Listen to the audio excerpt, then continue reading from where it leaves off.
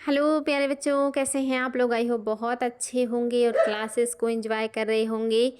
आज आप लोगों का पर्यावरण का नेक्स्ट क्लास है। आप लोग डेली पुरानी चीज़ों का रिवीजन कर रहे हैं और नई चीज़ें सीख रहे हैं। आज के प्रश्न भी आपके बहुत अच्छे हैं। बहुत सारे आपको पुरानी चीज़ें रिवीजन करने का मौका मिलेगा और साथ ही बहुत सारी नई चीज़ें आप लोग सीखेंगे भी। तो चलिए बच्चा लोग शुरुआत करते हैं आज के क्लास की। और आज आपका पहला प्रश्न है, बहुत ही शानदार प्रश्न है और एकदम कॉमन सेंस का प्रश्न है और मेरे सभी बच्चों को इसका उत्तर पता है। कथन कह रहा, प्राकृतिक वनस्पति जलवायु का सही सूचकांक है या सही सूचक है। कारण कह रहा है जलप्रिय पौधे आर्द्र जलवायु में पाए जाते हैं। कथन है आपका कि प्राकृतिक जो वनस्पति होती है वो जलवायु का सूचक होती है। कारण कह रहा है कि जलप्रिय पौधे आर्द्र जलवायु में पाए जाते हैं। पहला ऑप्शन कह रहा है दोनों बातें सही हैं और व्याख्या भी। दूसरा कह रहा है दोनों बातें सही हैं लेकिन व्याख्या सही नहीं है। तीसरा कह रहा है कथन सही है लेकिन कारण गलत है। और चौथा कह रहा है कारण सही है लेकिन कथन गलत है। अब आपको बताना है कि क्या है जो कि आपका सत्य हो जाएगा। आपके सामने ऑप्शन और आप लोगों को देना है जवाब। और चूंकि मैं क्लास में बहुत अच्छे से पढ़ाई हूँ, समझाई हूँ, तो समस्या बिल्कुल नहीं होगा आप सभी को, मुझे पता है। तो निश्चित ही बच्चा लोग आपका ऑप्शन नंबर फर्स्ट बिल्कुल सही है। प्राकृतिक वनस्पति जलवायु का सही सूचक होता है। यानी कि आप कहीं पे अगर 200 सेंटीमीटर से प्लस वर्षा होती है तो वहाँ पे कैसे वन होंगे, सदाबहार वन होंगे, सभी को पता है। यानी कि आप समझ सकते हैं अगर कहीं पे सदाबहार वन है इसका मतलब वहाँ पे 200 सेंटीमीटर प्लस वर्षा होता होगा। अगर कहीं पे 100 सेंटीमीटर वर्षा होगा तो वहाँ पे कैसे वन होंगे, पतझड़ वन होंगे, पतझड़ वाले वन होंगे। अगर कहीं पे 50 सेंटीमीटर के आसपास वर्षा हो रहा है तो वहाँ पे घास स्थल होगा, घास के मैदान होंगे। और अगर कहीं पर 25 सेंटीमीटर से कम वर्षा है तो वो कैसा होगा, मरुस्थल होगा। अब वो अगर ठंडा है तो ठंडा मरुस्थल और गर्म है तो गर्म मरुस्थल होगा। इस तरह से आप प्लांट को देख के बता सकते हैं कि वो किस तरह के जलवायु का इलाका है। तो बिल्कुल सही है, प्राकृतिक वनस्पति जलवायु के सूचक होते हैं क्योंकि जल प्रिय पौधे आर्द्र जलवायु में पाए जाते हैं, इसलिए प्राकृतिक वनस्पति जलवायु का सही सूचक है। बिल्कुल आपका ऑप्शन नंबर फर्स्ट एकदम से सही है। अगला प्रश्न आपका बहुत ही शानदार है और आप सभी लोग इसका उत्तर दे सकते हैं। कह रहा है पारिस्थितिकी तंत्र में तत्वों का चक्रण को क्या कहते हैं। पारिस्थितिकी तंत्र में जो तत्वों का चक्रण होता है उसको हम क्या कहते हैं। पहला कह रहा है रासायनिक चक्र, दूसरा कह रहा है भू जैव रासायनिक चक्र, तीसरा कह रहा है भू रासायनिक चक्र और चौथा कह रहा है भू वैज्ञानिक चक्र। बहुत इंपॉर्टेंट प्रश्न है, आयोग ने इसको कई बार पूछा है और आप सभी को इसका उत्तर पता है बिकॉज मैंने इसको बहुत अच्छे से पढ़ाया है कि जो आपके तत्वों का चक्रण होता है उसे क्या कहते हैं। तो ऑप्शन नंबर 2 आपका बिल्कुल सही है, जैव भू रासायनिक चक्र। मैंने आप लोग को बताया था कि जो प्लांट्स होते हैं, प्लांट्स ये क्या करते हैं, जो ज़मीन के नीचे आपके खनिज तत्व पाए जाते हैं, पोषक तत्व पाए जाते हैं, उनका यूज करके भोजन बनाते हैं और इस भोजन को जीव जंतु खाते हैं। चाहे अगर वो जीव आपका जानवर है वो भी खाएगा और अगर वो मनुष्य है वो भी खाएगा, यानी कि दोनों खाएंगे। और फिर जब इन सब का मृत्यु होगा तो ये टूट फूट करके फिर से मिट्टी में मिलेंगे और मिट्टी से फिर से प्लांट इनको भोजन के रूप में यूज़ करेंगे। तो इस तरह से आपका ये जो चक्रण चल रहा है पोषण का, यही क्या कहलाता है, जैव भू रासायनिक चक्र कहलाता है। बच्चा लोग आप सभी लोग पढ़ चुके हैं ये सारी चीज़ें, तो अब तो आप लोग को समस्या नहीं होगा। ये क्वेश्चन भी मैं आप लोगों को सॉल्व कराई हूँ। एक मनुष्य के जीवन को पूर्ण रूप से धारणीय करने के लिए आवश्यक न्यूनतम भूमि को क्या कहते हैं। एक मनुष्य के जीवन को पूर्ण रूप से धारणीय करने के लिए आवश्यक न्यूनतम भूमि को क्या कहते हैं। पहला कह रहा है जीव जात, दूसरा कह रहा है पारिस्थितिकी पदछाप, तीसरा कह रहा है जीवोम और चौथा कह रहा है निकेत। तो ये सारे वर्ड आप लोगों को पता है, इन सब का मैंने आप लोगों को बहुत ही अच्छे से बताया हुआ है डिटेल, तो आप लोग बहुत आसानी से बता सकते हैं कि एक मनुष्य के जीवन को पूर्ण रूप से धारणीय करने के लिए आवश्यक न्यूनतम भूमि को हम क्या कहते हैं। तो निश्चित ही ऑप्शन नंबर 2 बिल्कुल सही है, पारिस्थितिकी पदछाप कहते हैं। आपका ऑप्शन नंबर 2 बिल्कुल सही है, पारिस्थितिकी पदछाप। ऐसे ही एक जो मनुष्य है वो अपने जीवन में जितना पानी यूज करता है उसको कहते हैं उसका वाटर फुटप्रिंट, उसको उसका वाटर फुटप्रिंट कहते हैं।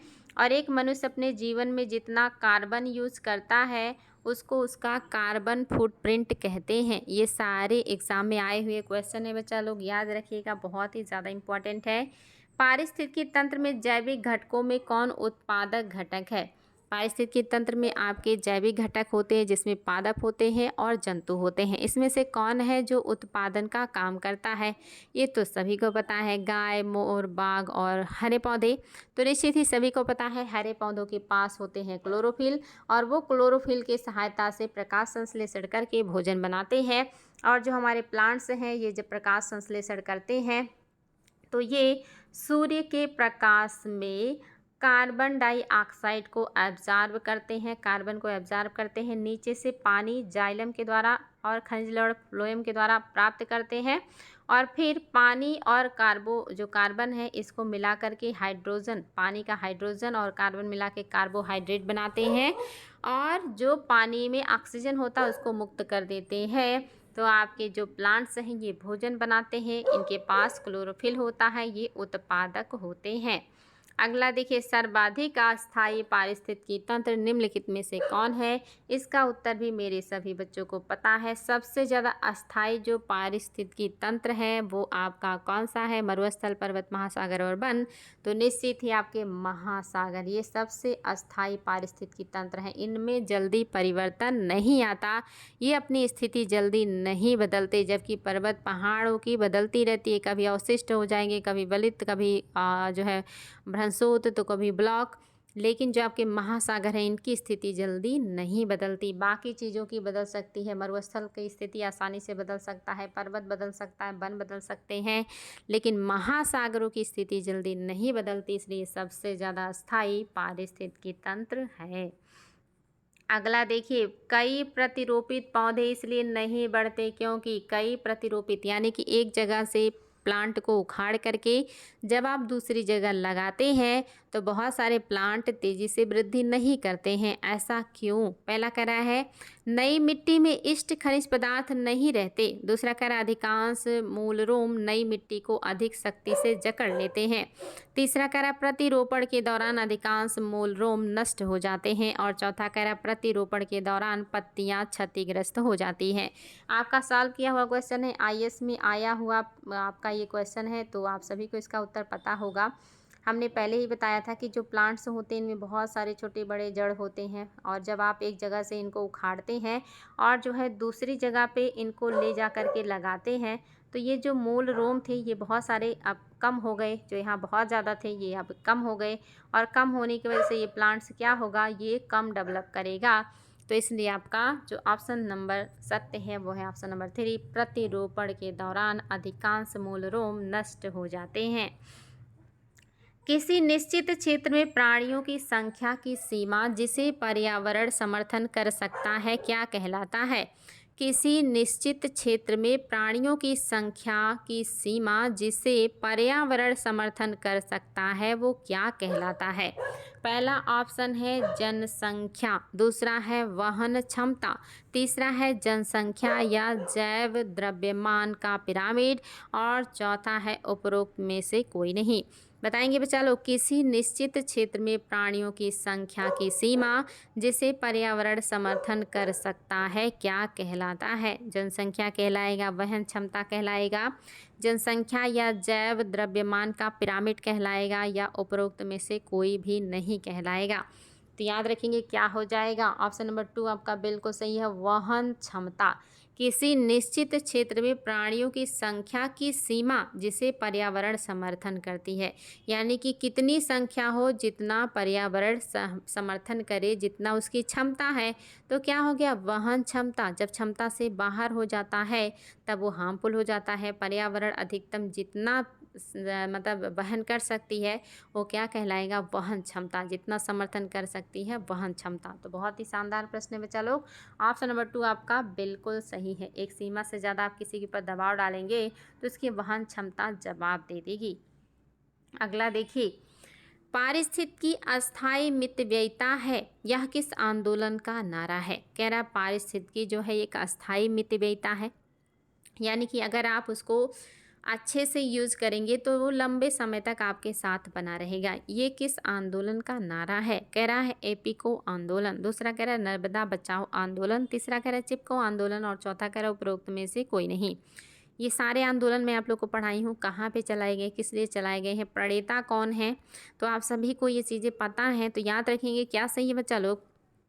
चिपको आंदोलन, चिपको आंदोलन है ऑप्शन नंबर आपका 3 बिल्कुल सही है, जो कि सुंदरलाल बहुगुणा और उत्तराखंड का इलाका चमोली डिस्ट्रिक्ट आपको याद होगा, ये सारी चीज़ें मैंने पढ़ाया है। यही कहता है कि पारिस्थितिकी अस्थायी मितव्ययिता है और ये आंदोलन चिपको आंदोलन है। अगला क्वेश्चन देखिए, शानदार प्रश्न है और बहुत इंपॉर्टेंट और साथ ही आसान भी आप सभी के लिए। पारिस्थितिकी तंत्र में उच्चतम पोषण स्तर प्राप्त है। पारिस्थितिकी तंत्र में उच्चतम जो पोषण स्तर है ये किसको प्राप्त है? शाकाहारी को, मांसाहारी को या सर्वाहारी को या अपघटक को? बताएंगे बच्चा लोग, पारिस्थितिकी तंत्र में उच्चतम पोषण स्तर किसको प्राप्त है? तो आप लोगों ने पढ़ा है कि 4 पोषण स्तर होते हैं। एक तो होता है प्लांट वाला जिसे कहते हैं उत्पादक, ये तो हो गया आपका उत्पादक। इसके बाद आपने देखा था इसके ऊपर जो निर्भर होते हैं प्राथमिक उपभोक्ता। इसके बाद आपके आते हैं द्वितीयक उपभोक्ता। इसके बाद आपके आते हैं तृतीयक उपभोक्ता। तो ये 4 हो गया। तो सर्वोच्च में कौन हो गया? जो आपका तृतीयक होगा। तृतीयक कैसा होगा? मोस्टली सर्वाहारी होगा। तो सर्वाहारी आपके क्या हो गए हैं? तृतीयक उपभोक्ता हैं जो सर्वोच्च हैं या पोषण स्तर पे सबसे उच्च पे हैं। तो आपका ऑप्शन नंबर जो 3 है ये बिल्कुल सही हो जाएगा। मैंने आप लोगों को बताया भी था कि आपके जो अपघटक हैं ये पोषण स्तर में नहीं आते हैं, इनको पोषण स्तर पे नहीं माना जाता, बल्कि ये ऊपर के जो 3 पहले के जो 4 मतलब जो लेयर पाए जाते हैं, जो स्तर पाए जाते हैं, चारों स्तरों का अपघटन करके मिट्टी में मिलाने का काम करता है। तो आपका ऑप्शन नंबर जो 3 है ये बिल्कुल सही है। सर्वाहारी को सर्वोच्च माना जाता है, ये आपके पोषण स्तर में नहीं आते हैं। ये बाकी सभी पोषण स्तरों को तोड़ फोड़ करके मिट्टी में मिलाने का कोशिश करते हैं। अगला क्वेश्चन देखिए, बहुत ही शानदार है। कह रहा है, और ये भी आपका सॉल्व किया हुआ है, देखते हैं आपको याद है या भूल गए हैं आप लोग।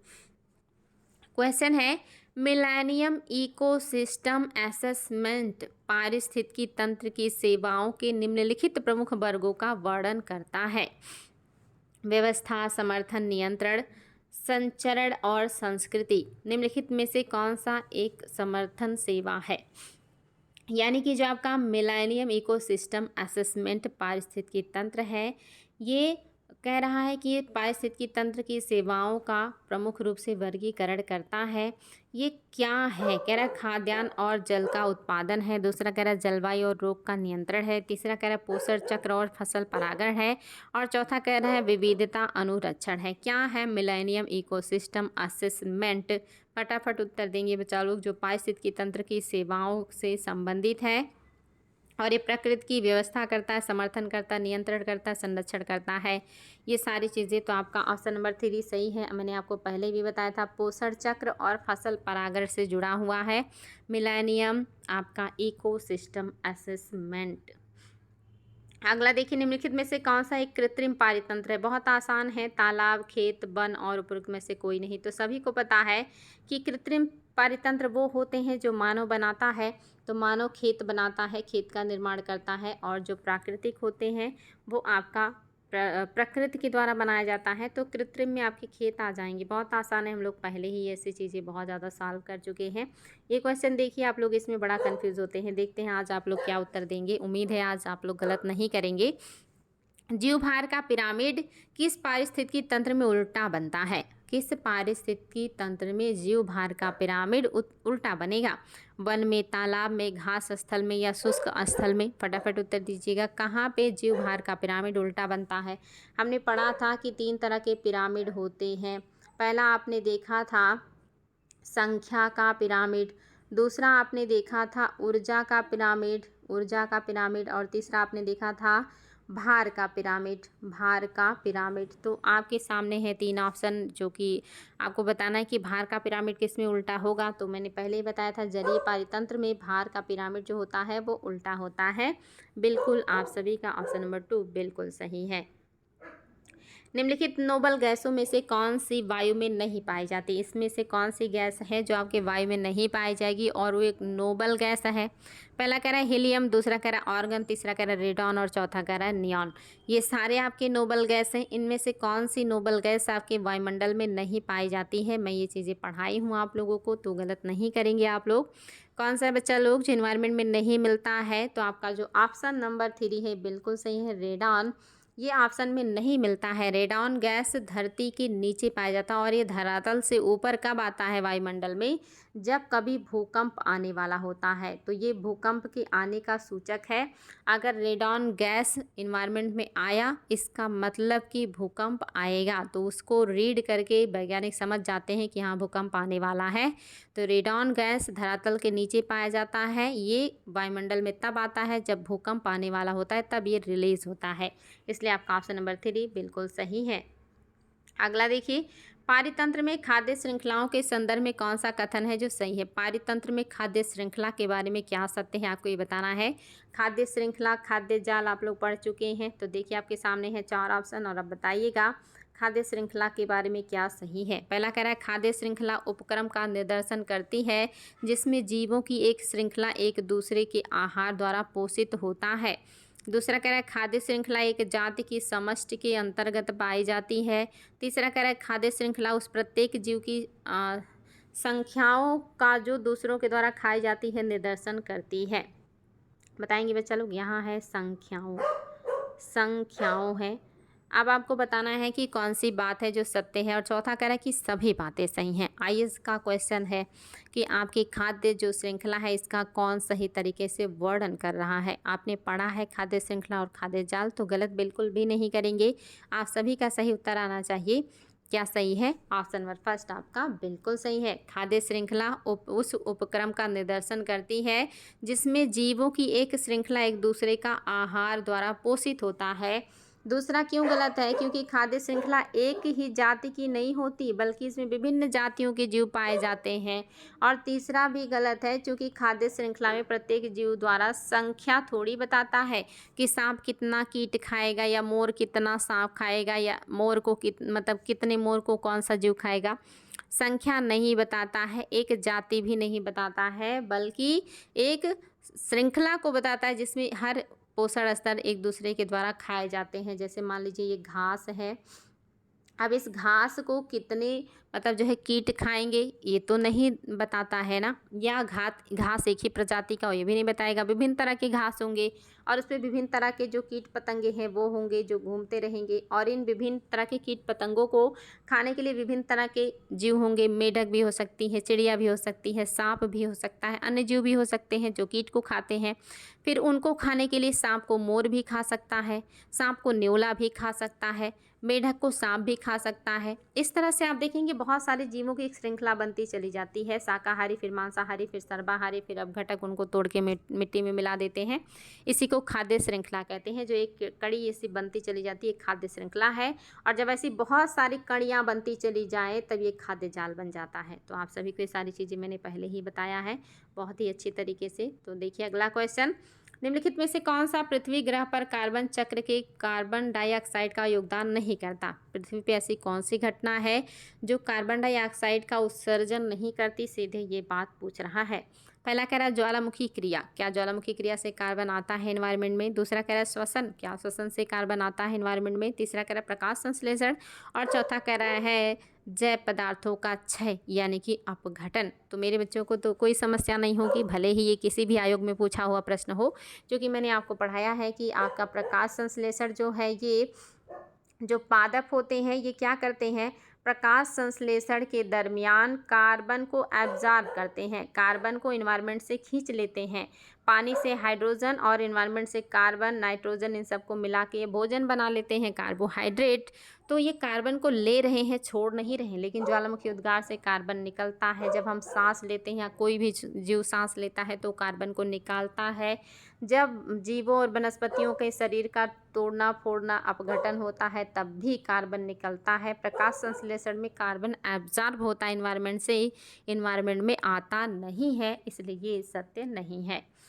अगला देखिए, निम्नलिखित में से कौन सा एक पारितंत्र शब्द का सर्वोत्कृष्ट वर्णन है। पारितंत्र आप लोग पढ़ चुके हैं, पारितंत्र किसे कहते हैं, तो आपको बताना इसमें से कौन सा शब्द है जो पारितंत्र का सबसे अच्छा वर्णन कर रहा है। पहला कह रहा है एक दूसरे से अन्योन्य क्रिया करने वाले जीवों का एक समुदाय। दूसरा कह रहा है पृथ्वी का वह भाग जो सजीव जीवों द्वारा आवासित है। तीसरा कह रहा है जीवों का समुदाय और साथ ही वह पर्यावरण जिसमें वे रहते हैं। और चौथा कह रहा है किसी भौगोलिक क्षेत्र के वनस्पति जात और प्राणी जात। बताएंगे बच्चा लोग निम्नलिखित में से कौन सा एक पारितंत्र शब्द का सर्वोत्कृष्ट वर्णन कर रहा है। मैंने आपको बताया था जैविक और अजैविक घटकों से मिलता है पारिस्थितिकी तंत्र बनता है, जिसमें ऊर्जा भी होता है। जैविक और अजैविक घटक, अजैविक घटक में ऊर्जा मान लेते हैं। तो आपका जो सत्य है वो क्या है, जीवों का वह समूह और साथ ही वह पर्यावरण जिसमें वे रहते हैं, इन दोनों को मिला के बनता है आपका पारितंत्र। तो निश्चित ही ऑप्शन नंबर 3 आपका सबसे सटीक उत्तर हो जाएगा। अगला क्वेश्चन देखिए, आपके लिए बहुत ही शानदार है, आयोग का पूछा हुआ है और आप सभी को इसका उत्तर देना है। निम्नलिखित में से कौन सी जल निकाय में घनत्व प्रवणता को दर्शाता है। किसी जल निकाय के घनत्व प्रवणता को कौन दर्शाएगा। पहला कह रहा है एकोक्लाइन, दूसरा कह रहा है हेलोक्लाइन, तीसरा कह रहा है पिक्नोक्लाइन और चौथा कह रहा है थर्मोक्लाइन। क्या है जो सही हो जाएगा बच्चा लोग, फटाफट जवाब दीजिएगा। किसी जलीय निकाय के घनत्व प्रवणता को कौन सा है यंत्र या कौन सा मापन है जो बताएगा। तो क्या सत्य हो जाएगा, जलीय निकाय के घनत्व प्रवणता को बताता है पिक्नोक्लाइन। हेलोक्लाइन तो गहराई को बताता है, थर्मोक्लाइन टेम्परेचर को बताता है। तो क्या हो गया है, पिक्नोक्लाइन आपका बिल्कुल सही हो जाएगा, जलीय निकाय के घनत्व को बताता है। अगला प्रश्न देखिए, ये भी बहुत ही शानदार है, चलिए दीजिएगा जवाब। कह रहा है निम्नलिखित में से कौन सा कथन है जो सही है। पहला कह रहा है समुद्री कछुओं की कुछ जातियां शाकभक्षी होती हैं। दूसरा कह रहा है मछली की कुछ जातियां शाकभक्षी होती हैं। तीसरा कह रहा है समुद्री स्तनपायों की कुछ प्रजातियां शाकभक्षी होती हैं। चौथा कह रहा है सांपों की कुछ जातियां सजीव प्रजक होती हैं। और पांचवा कह रहा है उपरोक्त सभी बातें सही हैं। बताएंगे बच्चा लोग आपके हिसाब से क्या है जो सत्य हो जाएगा। बहुत ही शानदार और एकदम कॉमन सेंस का प्रश्न है, कोई दम नहीं है इसमें। तो निश्चित ही आप सभी को पता है कि समुद्री जो कछुए हैं इसकी कुछ प्रजातियां शाक खाती हैं। निश्चित ही मछलियों की भी कुछ प्रजातियां हैं जो शाकाहारी हैं, शाक खाती हैं। समुद्री स्तनपाइयों की भी कुछ प्रजातियां हैं जो शाकाहारी हैं, जैसे कि ड्यूगोंग। और सांपों की कुछ जातियां सजीव प्रजक हैं, यानी कि वो एक तरीके से कहिए कि सजीव प्रजक मतलब कि जैसे कि अंडे के रूप में बच्चा ना दे करके सीधे बच्चे के रूप में देना, इस टाइप से कुछ यहाँ पे सेंस हैं। तो हालांकि यहाँ पे आपका उपरोक्त सभी सही हो जाएगा। याद रखेंगे हर जीव की भिन्न भिन्न प्रजातियाँ होती हैं और उनकी अलग अलग क्वालिटीज़ होती हैं। पूरी दुनिया में बहुत सारी प्रजातियाँ पाई जाती हैं। ये मत सोचिएगा कि जितने कछुए आप जानते हैं दुनिया में उतने ही कछुए होंगे, या जितने सांप आप जानते हैं उतने ही होंगे। पता नहीं किस किस तरह के सांप होंगे और कैसा कैसा उनका प्रजनन होगा, कैसा उनका भोजन होगा, कैसा उनका आकार होगा। हर चीज़ सबका अलग होता है। जलवायु बदलते ही चीज़ें बदल जाती हैं और ये सारी प्रजातियां पूरी दुनिया में पाई जाती हैं और वो अपनी विविधता को लिए हुए हैं। अगला देखिए, निम्नलिखित पारिस्थितिकी तंत्र में किस में जो है प्रजातीय विविधता सापेक्षता काफ़ी अधिक होती है। इसमें से कौन सा आपका पारिस्थितिकी तंत्र है जिसमें प्रजातियों की विविधता सापेक्षता काफ़ी अधिक होगी। गहरे समुद्र में, उष्णकटिबंधीय वर्षा वन में, कोरल रीफ में या मरुस्थल में। बताएंगे कि सापेक्षतया प्रजातियों की सबसे ज़्यादा विविधता कौन से पारिस्थितिकी तंत्र में आपको देखने को मिलेगा, आपको ये बताना है बच्चा लोग। तो याद रखेंगे क्या सही हो जाएगा, उष्णकटिबंधीय वर्षा वन में पाया जाता है। लेकिन अगर ये कहे कि अब तक सबसे ज़्यादा जीवों की जो प्रजातियां हैं वो कहाँ ढूंढी गई हैं, तो कोरल रीफ में ढूंढी गई हैं। सबसे ज़्यादा जीवों की प्रजातियां अभी तक जो ढूंढी गई हैं वो कोरल रीफ में ढूंढी गई हैं। याद रखेंगे। फिलहाल यहाँ आपका ऑप्शन नंबर 2 बिल्कुल सही है। अगला देखिए बच्चा लोग, पारिस्थितिकी तंत्र के संदर्भ में कौन सा कथन है जो सही है, विचार कीजिए। पहला है स्वपोषी स्तर पर उत्पादन को प्राथमिक उत्पादकता कहा जाता है। दूसरा कह रहा है द्वितीयक उत्पादकता का संदर्भ परपोषी स्तर के उत्पादन से है। तीसरा कह रहा है दोनों बातें सत्य हैं और चौथा कह रहा है कोई भी सही नहीं है। फटाफट उत्तर दीजिएगा कॉमन सेंस का है। और बहुत ही शानदार प्रश्न है कि पारिस्थितिकी तंत्र के संदर्भ में कौन सा कथन है जो सही है, विचार कीजिए। तो क्या सत्य हो जाएगा बच्चा लोग आपके हिसाब से? याद रखेंगे दोनों बातें सत्य हैं। स्वापोषी स्तर पर उत्पादन को प्राथमिक उत्पादकता कहते हैं। स्वापोषी जो उत्पादन करते हैं उसको हम प्राथमिक उत्पादकता कहते हैं। द्वितीयक उत्पादकता का संदर्भ परपोषी स्तर से होता है। बिल्कुल, जो द्वितीय स्तर वाले होते हैं वो सारे परपोषी होते हैं। तो आपका पहला दूसरा बिल्कुल सही है, इसलिए आपका ऑप्शन नंबर 3 एकदम से करेक्ट हो गया। अगला क्वेश्चन देखिए, ये भी बहुत ही शानदार प्रश्न है। कह रहा है जैविक एवं अजैविक संघटकों के मध्य बिचौलिया का काम कौन करता है? जैविक और अजैविक, जिनमें जान है और जिनमें जान नहीं है, इन दोनों के बीच बिचौलिए का काम, मीडिएटर का काम कौन करता है? पहला कह रहा है परजीवी, दूसरा कह रहा है योजक, तीसरा कह रहा है उत्पादक और चौथा कह रहा है उपभोक्ता। यहाँ पे योजक नहीं, यहाँ पे होगा बी योजक। अब आपके सामने हैं 4 ऑप्शन और आपको देना है जवाब। आपके हिसाब से क्या है जो सही हो जाएगा बच्चा लोग? जैविक और अजैविक के बीच जो कड़ी है वो कौन है? वो है आपके बीओजक, जिनको कहते हैं अपघटक। अपघटक भी कहते हैं और इनको और क्या कहते हैं? अपमार्जक भी कहते हैं ना, अपमार्जक भी कहते हैं। याद रखिएगा ये क्वेश्चन आता है अपमार्जक, अपघटक, वियोजक, ये सारे एक ही नाम है जिसमें आते हैं आपके कवक और बैक्टीरिया।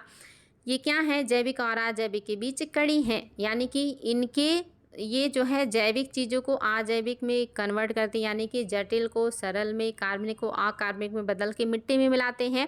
यानी कि इनकी वजह से पोषण जो है, पोषक पदार्थ जो है वो मिट्टी को प्राप्त होते हैं।